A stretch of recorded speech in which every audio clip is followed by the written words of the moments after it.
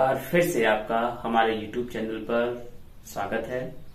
आज की इस कक्षा में हम फिर से आपके लिए एक नया चैप्टर लेकर के आए हैं, चैप्टर नंबर 3 ऑफ VNNS।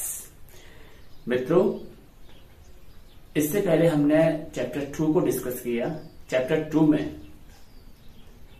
हमने डिस्कस किया कि criminal codes, prosecution officers and directorate of prosecution. आज इसी सीरीज में हम बात करेंगे पावर ऑफ कोर्ट्स, यानी कि न्यायालयों की शक्तियां।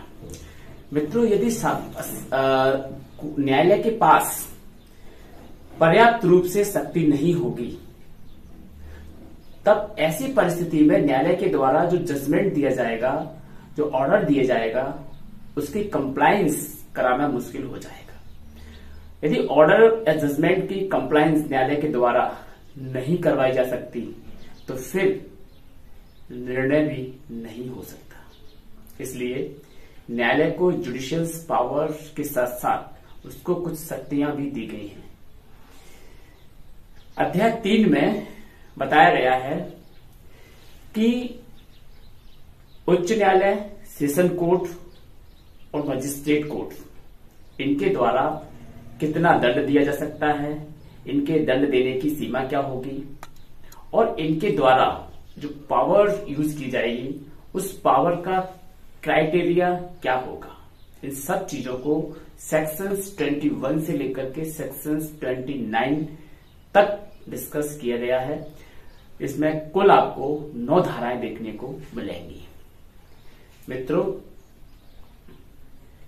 इसमें हमने धाराओं को कुछ भागों में डिवाइड किया है, जैसे कि न्यायालय के दंडादेश देने की धाराएं, न्यायालय को पावर या एम्पावर्ड करने वाली धाराएं अलग हैं, इनका एक अलग ग्रुप बनाया है, और दंडादेश वाले सेक्शन का एक अलग ग्रुप बनाया है। तो आइए इसको हम समझते हैं। साथियों, अध्याय 3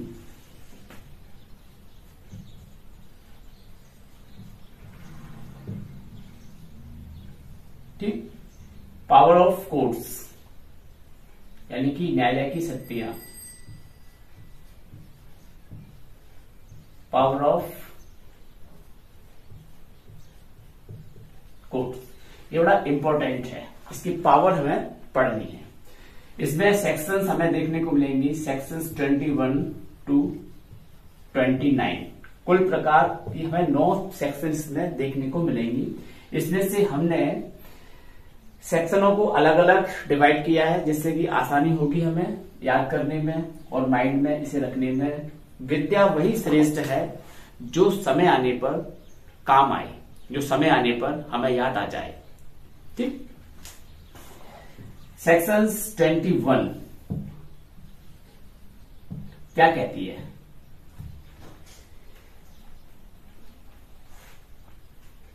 वे न्यायालय जो विचारण कर सकते हैं, ऐसे कौन कौन से न्यायालय हैं जो विचारण कर सकते हैं? तो साथियों, जनरली हम सभी लोग जानते हैं कि विचारण यानी कि ट्रायल किसके द्वारा की जाएगी? न्यायालय जिनके द्वारा विचारण होगा, यानी कि ट्रायल कोर्ट। यहां हम ट्रायल कोर्ट की बात कर रहे हैं। इसका मार्जिनल नोट्स आपको बुक में मिल जाएगा, सेक्शन 21 में मार्जिनल नोट्स लगा हुआ है। ट्रायल कोर्ट्स, अब ट्रायल यहां किस किस के द्वारा कंडक्ट की जाएगी? तो देखिए, हाई कोर्ट, सेशन कोर्ट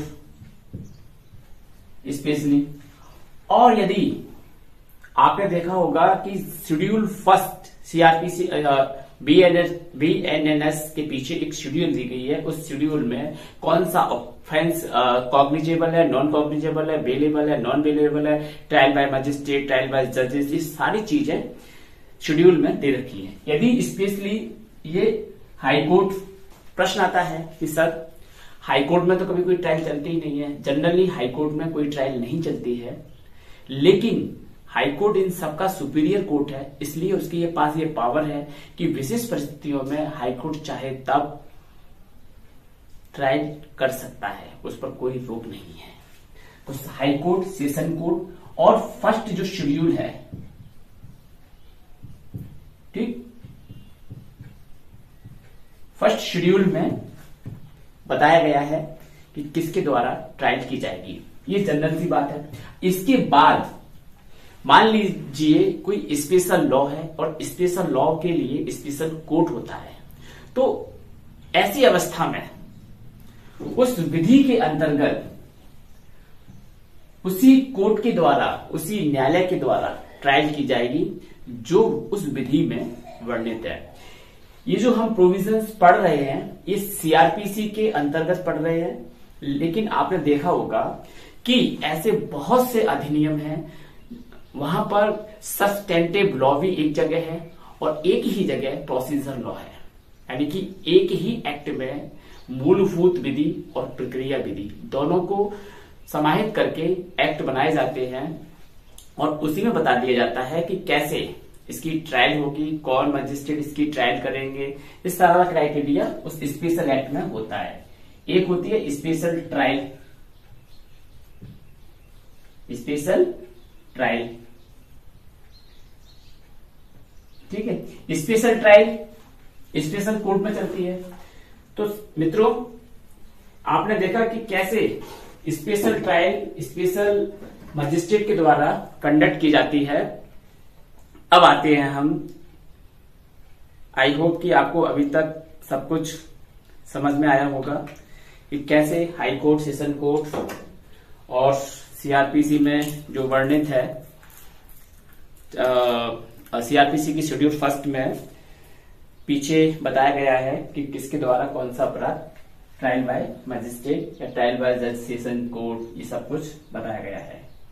इसके बाद आते हैं हम इंपॉर्टेंट फैक्ट पर कि दंडादेश जो उच्च न्यायालय और सेशन कोर्ट दे सकते हैं। देखिए, हाई कोर्ट सुपीरियर कोर्ट है और किसी भी प्रादेशिक खंड में या जिले में सेशन कोर्ट सबसे बड़ा क्रिमिनल कोर्ट होता है। सेशन कोर्ट, हाई कोर्ट तो उसके ऊपर है, लेकिन सेशन कोर्ट में डीजे और एडीजे यानी कि अपर सेशन जज और सेशन जज, इन दोनों को विधि द्वारा प्राधिकृत कोई भी दंडादेश देने की अधिकारता है। ये मृत्यु दंडादेश तक दे सकते हैं, लेकिन इनका जो मृत्यु दंडादेश है, सेशन कोर्ट का जो मृत्यु दंडादेश है, अपर सेशन न्यायाधीश या सेशन न्यायाधीश के द्वारा यदि किसी मामले में कैपिटल पनिशमेंट दी जाती है किसी को, तो उसका कंफर्मेशन एक बार हाई कोर्ट से जरूर कराना होगा। ये सारे प्रोविजंस पहले भी थे, ये प्रोविजंस अभी भी हैं, क्योंकि capital punishment the very serious punishment, इसलिए इसके कोई अन्याय ना हो जाए, इस कारण से उसका कंफर्मेशन के प्रोविजंस इसमें मौजूद है। उच्च न्यायालय और सेशन कोर्ट विधि द्वारा प्राधिकृत कोई भी दंडादेश देने के लिए सक्षम है। इसके बाद इसमें हम सेक्शन 22 में हाई कोर्ट और सेशन कोर्ट, ये दोनों कोर्ट है, ठीक है। अब सेक्शन 23 में मजिस्ट्रेट, ये मजिस्ट्रेट कोर्ट आ गई। मजिस्ट्रेट कोर्ट की क्या वो रहेगी दंड देने की प्रक्रिया, इसका वर्णन 23 में विधिवत बताया गया है। आपको सीजेएम, जेएनएफसी और जुडिशियल मजिस्ट्रेट सेकंड क्लास, ये 3 प्रकार के मजिस्ट्रेट देखने को मिलेंगे और इनमें आपको पनिशमेंट बताई गई है कि कैसे क्या क्या पनिशमेंट इनमें दी जाएगी, कितनी पनिशमेंट दी जाएगी। एक बार इसको हम यहां देख लेते हैं कि सेक्शन 23 साफ कर दिया इसको। सेक्शन 23 में मजिस्ट्रेट की पावर है, मजिस्ट्रेट पावर ये इसमें आ गई है। यहां आपको CJM, JMFC और JMSC एक चार्ट शॉर्ट में आप समझिए। यहां इसकी पावर 7 वर्ष तक दंडादेश देने की है, 7 वर्ष तक, ठीक। इसकी पावर 3 वर्ष तक और जुर्माना 50,000, ठीक है। 1 वर्ष तक जुर्माना 10,000। इसमें एक चीज और जोड़ दी गई है,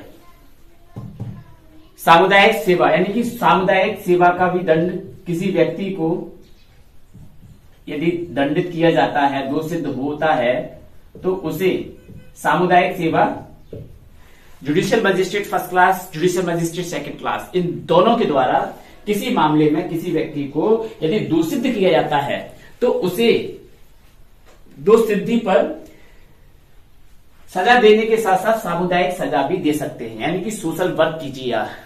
जैसे कि जाइए, पेड़ लगाइए, अनाथ आश्रम में जाइए, अनाथालय में जाइए, या कहीं पर भी कितने समाज से सोशल सामुदायिक सेवा के बहुत प्रकार हो सकते हैं जो न्यायालय को उचित लगे। ठीक है, तो 7 वर्ष तक दंडादेश देने के लिए सीजेएम पावरफुल है। सीजेएम 7 वर्ष तक, जुडिशियल मजिस्ट्रेट फर्स्ट क्लास 3 वर्ष तक और 50,000 रुपए जुर्माना। वही जुडिशियल मजिस्ट्रेट सेकंड क्लास 1 वर्ष तक और 10,000 रुपए का जुर्माना। और सामुदायिक सेवा, सामुदायिक सेवा अभी 2023 में ऐड किया गया है, इससे पहले सामुदायिक सेवा वाला प्रोविजन नहीं था। अब आते हैं हम मोस्ट इंपोर्टेंट, ये जो हमारा दंडादेश वाला पोर्शन था ये कंप्लीट हुआ। अब आते हैं हम अपने 3 धाराओं के अलग से पोर्शन पर। सेक्शन 24, सेक्शन 25, सेक्शन 26, हाँ 24, 25, 26 एंड 27। सेक्शन 25, 26 और 20 ना अभी भी नहीं आएगा, अभी भी क्रम बदल रहा है, इसमें अभी भी क्रम बदल रहा है। हाँ, ये प्रॉब्लम इसलिए क्रिएट हो रही है कि 2 सेक्शन बीच की हमारी रह गई हैं। सेक्शन 24 और सेक्शन 25, इनसे अक्सर क्वेश्चंस बनते हैं। देखिए, जुर्माना देने में व्यतिक्रम होने पर कारावास का दंडादेश, आपको कुछ नहीं करना है, आपको ये वाला फॉर्मूला याद रखना है, 1/4। देखिए, कोई भी मजिस्ट्रेट किसी व्यक्ति को दंडादेश देता है और साथ में जुर्माने का दंडादेश भी देता है, तो जुर्माने का दंडादेश देते वक्त मजिस्ट्रेट को ये लगता है या बाद में ये लगता है कि किसी व्यक्ति ने जुर्माना देने में व्यतिक्रम किया है, यानी कि जुर्माना नहीं दे रहा है, तब ऐसी दशा में जुर्माना न देने पर उस व्यक्ति को कितना दंड दिया जा सकता है, ये बताया गया है सेक्शन 24 में। तो उस व्यक्ति को जो मुख्य दंडादेश है, जुर्माने का जो दंडादेश होगा, व्यतिक्रम का दंडादेश, वो मुख्य दंडादेश के अलग होगा। ठीक है, आप इसको ऐसे समझिए कि मान लीजिए किसी मामले में चोरी की सजा है 3 वर्ष, 3 वर्ष, ठीक है, 3 वर्ष चोरी की सजा है। कोई व्यक्ति चोरी के केस में 3 साल के लिए दोष सिद्ध होता है और उस पर जुर्माना लगाया जाता है मजिस्ट्रेट के द्वारा, सपोज दैट 20,000 रुपीज, 20,000 जुर्माना और 3 वर्ष की सजा। 3 वर्ष की सजा, ये मुख्य दंडादेश हो गया, ठीक, ये मुख्य दंड हो गया और ये जुर्माना हो गया। अब क्या करना है, जुर्माना उसने दिया नहीं, ठीक है, जुर्माना उसका बकाया रह गया। अब क्या करेंगे, इसमें ये बताया गया है कि जो दंडादेश दिया जाएगा, जुर्माना देने पर कितना दंड दिया जाएगा उसका एक मेजरमेंट है, लेकिन उसकी अधिकतम लिमिट कितनी होगी ये बताया गया है सेक्शन 24 में। अधिकतम जो जुर्माना देने में व्यतिक्रम होने पर दंडादेश दिया जाएगा वो 1/4 से अधिक नहीं होगा, जो मुख्य दंडादेश है। अब चोरी का दंडादेश का 1/4 निकाल लीजिए, कितना होगा, तो इसका 1/4, इस 3 वर्ष का 1/4 दंडादेश इसको जुर्माना ना देने के लिए दिया जाएगा। अब उसको जो दंडादेश भुगतना होगा जेल में रह करके, वो 3 वर्ष ये पूरा करेगा और 1/4 जो भी निकले, 6 महीने, 8 महीने या 4 महीने जो भी निकले, वो दंडादेश अलग से 3 वर्ष में ऐड कर दिया जाएगा, प्लस, ये प्लस में है, ठीक। अब जुर्माना दे दिया, जुर्माना ना देने पर कारावास का दंडादेश हो गया। इसके बाद आते हैं हम सेक्शन 25 पर। एक ही विचारण में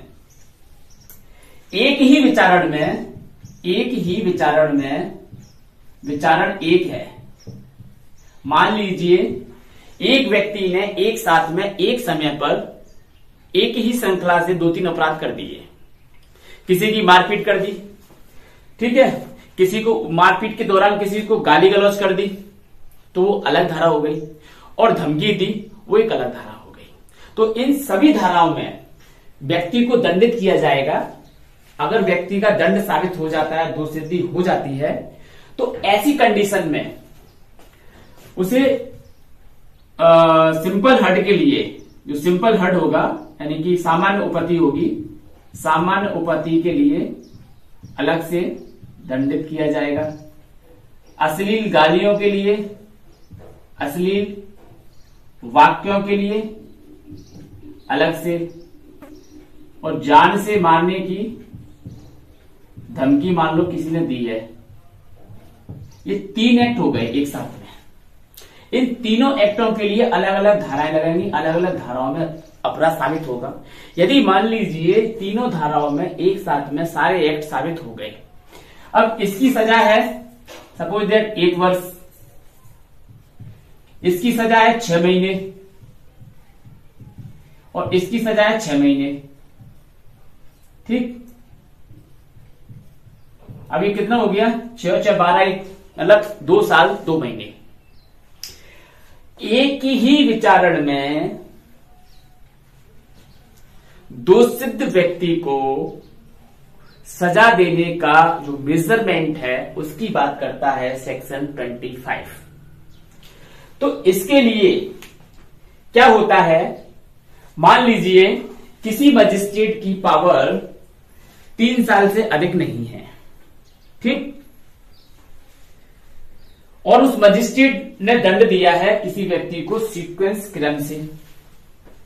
देखिए ये बात कब उठती है, जब मजिस्ट्रेट दंडादेश अधिरोपित करते वक्त स्पेशली ये ऑर्डर देता है कि दंडादेश जो भुगता जाएगा वो एक के बाद एक क्रम से भुगता जाएगा। यानी कि पहले ये दंडादेश भुगत लो 1 वर्ष का, 1 वर्ष पूरी हो जाए, फिर 6 महीने का भुगत लो, फिर 6 महीने पूरे हो जाए, फिर 6 महीने का भुगत लो। तो ऐसे जो क्रम से दंडादेश भुगतना है तब तो दिक्कत आती है, तब ये वाली बात यहां पर लागू हमें करनी पड़ती है। और यदि मजिस्ट्रेट ने अपने ऑर्डर में ये लिखा कि सभी दंडादेश एक साथ चलेंगे, एक साथ भुगते जाएंगे, तो उस कंडीशन में जो सबसे बड़ा दंडादेश होता है वो दंड भुगता जाता है, और जो छोटे छोटे दंड होते हैं वो उसी के पैरेलल एक साथ चल रहे होते हैं। सामान्यतः मजिस्ट्रेट सभी दंडों को एक साथ भुगतने के लिए ऑर्डर देते हैं, स्पेशली जजमेंट में लिखा होता है। अब आते हैं कि कोई भी दंडादेश मजिस्ट्रेट एक ही विचारण में अगर देगा तो उसकी अवधि स्पेशल प्रोविजंस है, उस स्पेशल प्रोविजंस के अंतर्गत बताया गया है, इसमें रिस्ट्रिक्शंस लगाया गया है इस सेक्शंस में। चाहे आप कितने भी दंडादेश दो, आपने देखा होगा अमेरिका में सजा बोल गई किसी को 200 वर्ष की, किसी को 300 वर्ष की, किसी को 600 वर्ष की, ऐसे सजाएं बोलती हैं। तो वहां पर तो सजाएं बोलती हैं और व्यक्ति की सजा ऐसे ही चलती है, लेकिन उसकी पुनरावृत्ति जो अमेरिका में होती है भारत में ना हो, उसके लिए यहां पर एक रिस्ट्रिक्शंस लगा दिया है। क्या लगा दिया है इसी सेक्शन में, रिस्ट्रिक्शंस। क्या रिस्ट्रिक्शंस लगाया है कि मजिस्ट्रेट एक के बाद एक क्रम से दंडादेश भुगतने के लिए ऑर्डर पास करता है तो उसकी अवधि कुल मिलाकर 20 वर्ष से 20 वर्षों से अधिक नहीं होगी। अब लो, आप दे लो दंडादेश, कितना दंडादेश दोगे क्रम से, लेकिन किसी भी कंडीशन में ये 20 वर्ष से आगे तक नहीं बढ़ेगी। यहां ये रिस्ट्रिक्शंस लगा हुआ है। तो साथियों, मजिस्ट्रेट के लिए कभी कभी दंडादेश देते वक्त इन चीजों पर विचार करना आवश्यक हो जाता है। ऐसी कंडीशंस भी कोर्ट में मजिस्ट्रेट के समक्ष आती हैं कि अब मान लीजिए कोई जुडिशियल मजिस्ट्रेट फर्स्ट क्लास या सेकंड क्लास है, उसकी अधिकारता है दंड देने की, लेकिन जब वो दंड देता है तो उसका जो दंडादेश है क्रम से वह दंडादेश यदि उसके मूल दंडादेश से अधिक हो रहा है, जो धारा 23 में देने के लिए कोई मजिस्ट्रेट सक्षम था, ठीक, सेक्शन 23 में कोई मजिस्ट्रेट देने के लिए सक्षम था, उस सीमा से अगर ऊपर जाता है क्रमवर्ती दंडादेश, तो ऐसी कंडीशन में किसी भी मजिस्ट्रेट के लिए ये आवश्यक नहीं होगा कि वह अपने समक्ष विचारित मामले को किसी अन्य उच्च अधिकारता वाले जज के पास या कोर्ट के पास भेजे। ठीक, ये कोई आवश्यक नहीं है, क्योंकि उसका मूल दंडादेश अलग है और क्रमवर्ती दंडादेश ये सिस्टम अलग है। लेकिन इसमें एक रिस्ट्रिक्शंस और लगाया गया है सेक्शन 25 में। ये रिस्ट्रिक्शंस है कि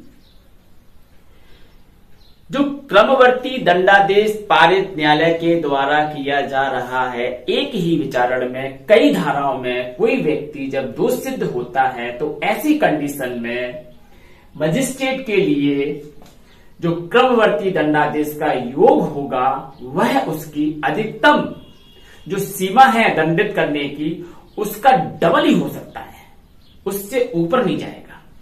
तो डबल, जैसे कि मान लीजिए धारा 23 में जुडिशियल मजिस्ट्रेट फर्स्ट क्लास को 3 वर्ष तक दंडादेश देने की अधिकारता है, तो इसका जस्ट डबल कर दो 6 वर्ष तक। अब अगर कोई जुडिशियल मजिस्ट्रेट फर्स्ट क्लास किसी मामले का ट्रायल करता है और उसमें कई धाराओं में किसी व्यक्ति को दोषित करता है, तो ऐसी कंडीशन में उसका जो क्रमवर्ती दंडादेश होगा, वह धारा 23 में वर्णित उसके मूल दंडादेश के दुगने से अधिक नहीं होगा। ये किसके लिए हो गई? ये बात हो गई जुडिशियल मजिस्ट्रेट फर्स्ट क्लास के लिए, JMFC, जुडिशियल मजिस्ट्रेट। अब यहीं पर CJM आ जाते हैं। CJM, चीफ जुडिशियल मजिस्ट्रेट, जो कि सभी मजिस्ट्रेट, न्यायिक मजिस्ट्रेटों के बॉस होते हैं, हेड होते हैं, उनके लिए सबके मजिस्ट्रेट के ऊपर होते हैं। तो ऐसी कंडीशन में जुडिशियल मजिस्ट्रेट फर्स्ट क्लास को जो पावर है वो 7 ईयर तक है। अब मान लीजिए जुडिशियल मजिस्ट्रेट फर्स्ट क्लास किसी मामले की ट्रायल करते हैं, तो उस कंडीशन में जो क्रमवर्ती दंडादेश जुडिशियल मजिस्ट्रेट फर्स्ट क्लास के द्वारा पारित किया जाएगा, वह किसी भी दशा में 14 वर्ष से अधिक नहीं होगा। इनकी लिमिट कितनी है धारा 23 में? 7 वर्ष। इनकी लिमिट कितनी है? 3 वर्ष। तो इसका दुगना कितना होगा क्रमवर्ती अगर मामलों में बात की जाए? यहां पर इसको देखो आप, क्रमवर्ती मामले में तो इसका 14 वर्ष से अधिक नहीं होगा। जो 14 वर्ष, 7 दूनी 14, इसका 3 दूनी 6, ये इनकी अधिकारता रहेगी। ऐसे ही judicial magistrate second class JMSC, इसकी कितनी रहेगी? इसकी 1 वर्ष है मूल, तो इसकी 2 वर्ष हो जाएगी। क्रमवर्ती अगर दंडादेश पारित किया जा रहा है, क्रमवर्ती दंडादेश, ठीक है साथियों, ये है लॉजिक सेक्शन 25, ठीक है। अब इसके बाद आते हैं हम अपनी सेक्शंस 26, 27 और 28 पर। 26 क्या कहती है, 28 क्या कहती है? देखिए,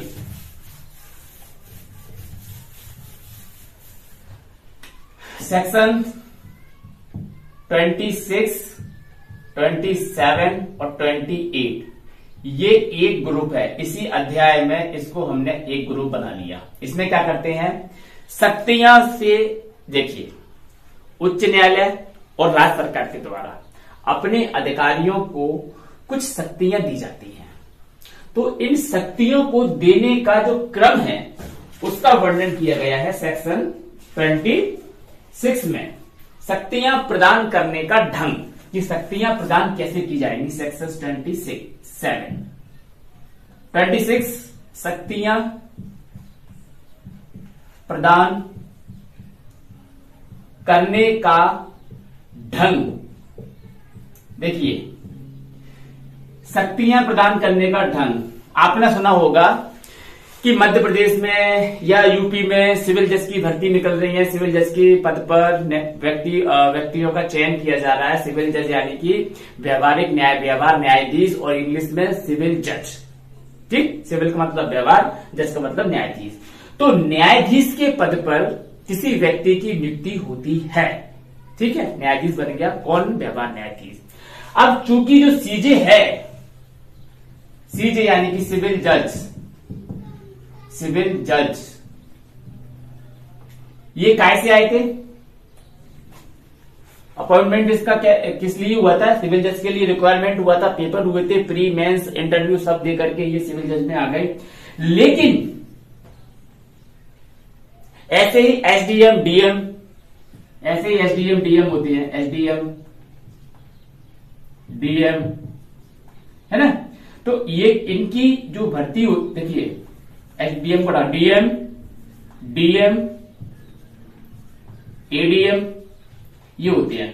इनकी भर्ती कैसे होती है? यूपीएससी से, यूपीएससी से यानी कि संघ लोक सेवा आयोग से। संघ लोक सेवा आयोग से इनकी भर्ती एक सिविल पद पर होती है, ना कि क्रिमिनल साइड से क्रिमिनल पद पर। सिविल पद पर इनकी भर्ती होती है।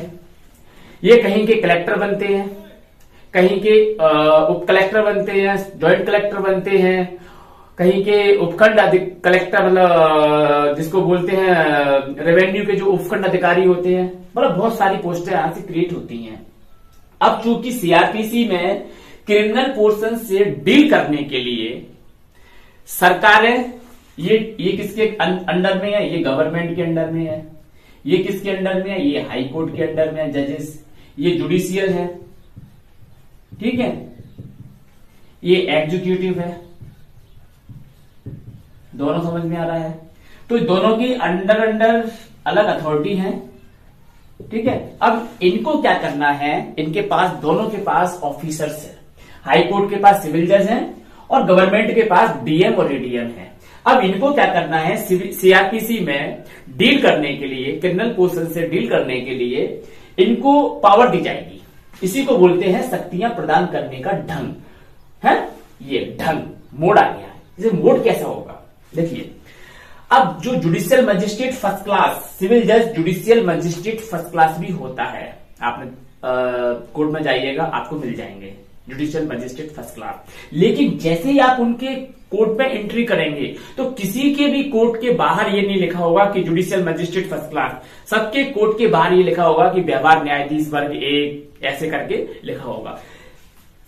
तो मित्रों, उनकी भर्ती ही व्यवहार न्यायाधीश पे होती है, लेकिन उनको कुछ शक्तियां हाईकोर्ट के द्वारा दी जाती है।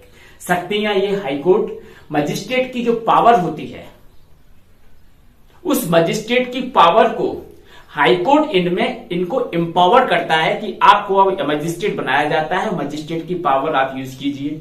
ये पावर जब तक यूज की जाती है जब तक कि उच्च न्यायालय इस पावर को रिवॉक नहीं कर लेता, इसे वापस नहीं ले देता।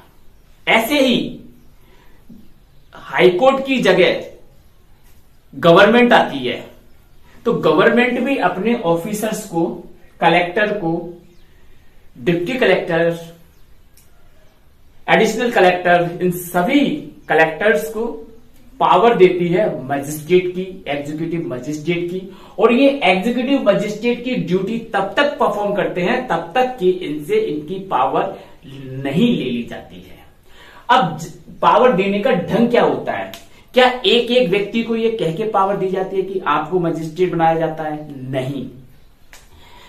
इसका ढंग ये है, या तो उच्च न्यायालय या राज्य सरकार ऐसा कोई आदेश पारित कर सकती है, जैसे कि वर्ग के आधार पर, पद के आधार पर व्यक्तियों को सूचित करते हुए आदेश किया जाएगा कि फलाने फलाने बैच के जितने भी व्यवहार न्यायाधीश है सबको जुडिशियल मजिस्ट्रेट की पावर दी जाती है। या ऐसे भी कर सकते हैं कि जितने भी व्यवहार न्यायाधीश वर्ग 1 है उनको जुडिशियल मजिस्ट्रेट फर्स्ट क्लास की पावर दी जाती है।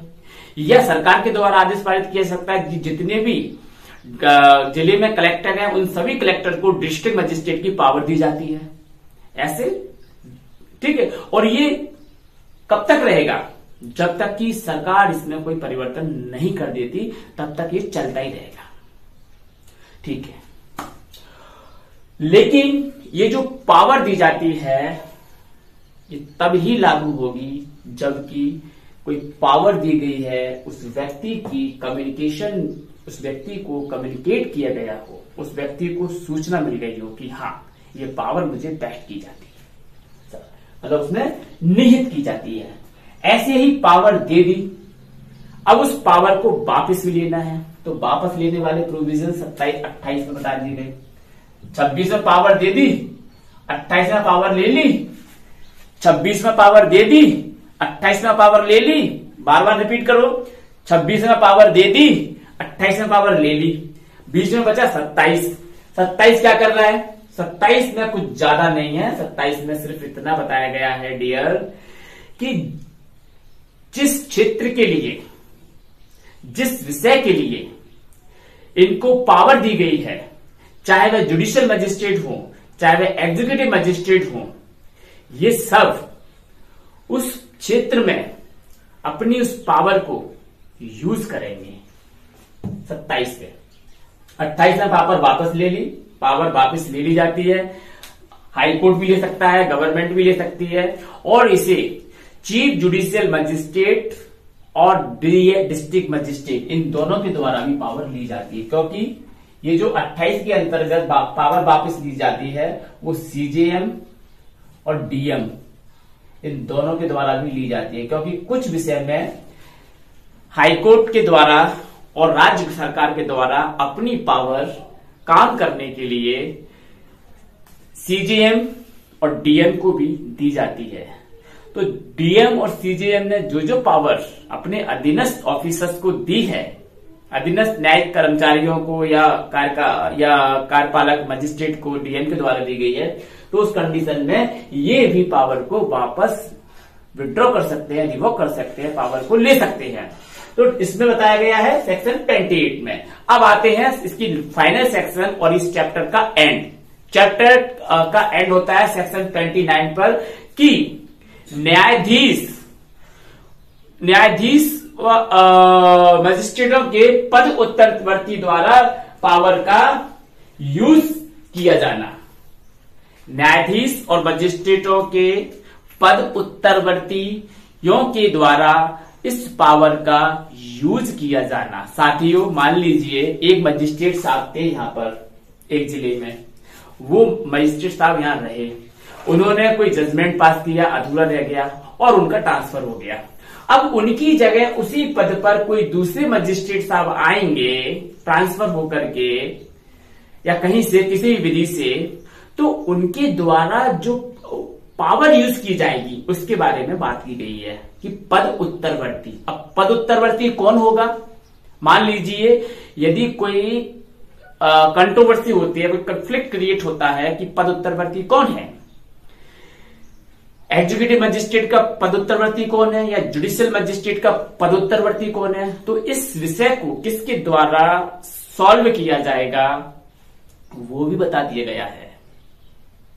यदि जुडिशियल फील्ड से कोई मामला है कि पद उत्तरवर्ती कौन है, तो इस बारे में सभी शंकाओं का समाधान सेशन कोर्ट के द्वारा किया जाएगा। और यदि एग्जीक्यूटिव फील्ड से मैटर डील करता है तो जिला मजिस्ट्रेट यानी कि डीएम के द्वारा इसको डिसाइड किया जाएगा कि कौन किसका पद उत्तरवर्ती होगा। जी हां, और जैसे ही पद उत्तरवर्ती उस सीट पर बैठता है जिस पर उससे पहले ऑफिसर बैठे हुए थे, तो वो उत्तरवर्ती व्यक्ति जो बाद में आया है वो उन सब शक्तियों का प्रयोग करेगा जो उससे पहले मजिस्ट्रेट कर रहे थे अपने पद पर रहते हुए, और उन सब कार्रवाइयों को वहां से आगे बढ़ा देगा। ये है इस चैप्टर का पूरा सार। आई होप कि आपको आज का लेक्चर बहुत अच्छा लगा होगा, एंजॉयफुल लगा होगा, जानकारी से युक्त है आज का ये जो एपिसोड है। और उम्मीद करता हूं कि आपके हर एक कॉम्पिटिटिव एग्जाम में जो जुडिशियल फील्ड से होने जा रहा है, आपके लिए ये चैप्टर 3 और आज का लेक्चर किसी रामबाण से कम नहीं होगा। यदि आप इसको बार बार अगेंस्ट स्टडी करते हैं मुझे नहीं लगता कि अब इस चैप्टर में से कोई भी क्वेश्चन बनता है तो आपसे छूटेगा, क्योंकि इसमें आने वाले सारे क्वेश्चंस को कवर कर दिया गया है। बस इसमें एक चीज की कमी रह गई है, वो है कमेंट्री की। कमेंट्री नहीं की गई है, अन्यथा सब कुछ कर दिया गया है। मित्रों, जुडिशियल मजिस्ट्रेट, न्यायिक फील्ड, जुडिशियल फील्ड हो आपकी या एग्जीक्यूटिव फील्ड हो, दोनों में अपना अपना स्कोप है। लेकिन ये जो सीआरपीसी जो आती है ओवरऑल, ये जुडिशियल फील्ड में ज्यादातर पूछी जाती है और यहां से क्वेश्चन बहुत स्ट्रांगली पूछे जाते हैं। इसलिए प्रत्येक विधि के विद्यार्थी को इस प्रक्रिया संहिता का जो क्रिमिनल प्रोसेस सिस्टम है, इसका ठीक से अध्ययन करना है। अगर हम ठीक से अध्ययन करेंगे तो यकीन मानिए कि हम अपने लक्ष्य से बहुत अधिक दूर नहीं। हम ऐसे ही आपके लिए मेहनत करते रहें, वीडियो बनाते रहें, परिश्रम करते रहें, बस आपका मोटिवेशन हमें मिलता रहे तो हम और भी अच्छा अपना परफॉर्मेंस करने की कोशिश करेंगे। हमारे इस वीडियो को आप अधिक से अधिक शेयर करें, लाइक करें और चैनल पर आप नए हैं तो इसे सब्सक्राइब करें। फिर मिलते हैं किसी नए लेक्चर के साथ, नई सीरीज के साथ। तब तक के लिए नमस्कार।